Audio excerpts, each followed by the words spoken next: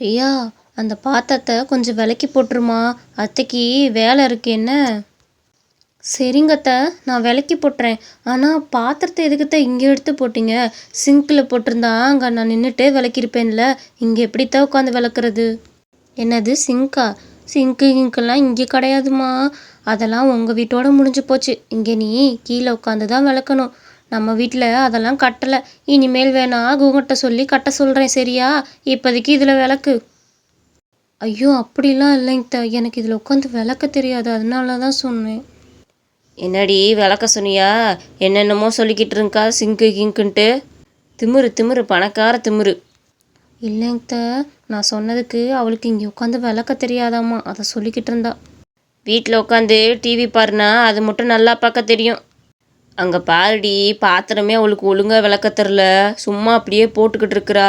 பூரா பிசுரும் பாத்திரத்திலே தான் ஒட்டி கிடக்கு. பிரியா, உனக்கு ஒரு பாத்திரம் கூட ஒழுங்காக கழுவ தெரியாதா? இங்கே பாரு, சாப்பாடு இதெல்லாம் அந்த பாத்திரத்தில் அப்படியே ஒட்டி கிடக்கு. நீ என்ன விலைக்கு விற்கிற? உங்கள் அம்மா என்னத்தை தான் சொல்லி கொடுத்தாங்கன்னு தெரில. ச்சே அத்தை, கோவப்படாதீங்க அத்தை.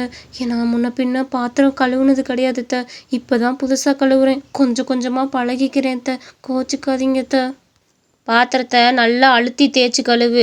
ஏதோ பூவை தொட்ட மாதிரி தொட்டு விளக்கிக்கிட்டு இருக்காத. பக்கத்தில் தண்ணி இருக்குல்ல, அதெல்லாம் வச்சு நல்லா தேய்ச்சி கழுவணும், புரியுதா? ஒவ்வொன்றையும் உனக்கு சொல்லி கொடுத்துட்ருக்க முடியாது. இதெல்லாம் சாதாரண வேலை, இதெல்லாம் கற்றுக்க. சரிங்கத்த, நான் எப்படியாவது கொஞ்சம் கொஞ்சமாக கற்றுக்குறேன் த. இப்போ தானே புதுசாக கழுவுறேன். வீட்டில் இருக்கும் போதே இதெல்லாம் கற்றுட்டு வரணும். இங்கே வந்து கற்றுக்கணும்னா எப்படி? ஒரு ஆளாக எத்தனை வேலையை நம்ம பார்க்க முடியும்? பாத்திரம் கூட ஒழுங்காக கழுவ தெரிலத்த. ஆமாண்டி, எப்படி தெரியும்? வீட்டில் சொகுசாக படுத்து தூங்குனவளுக்கு எப்படி தெரியும்? நம்ம பிள்ளையும் தான் கட்டி கொடுத்துருக்கோம். எல்லா வேலையும் அவளுக்கு கற்றுக் கொடுத்து அனுப்பியிருக்கோம். இங்கே இது ஒரு மண்ணுக்கும் லாய்க்கி கிடையாது.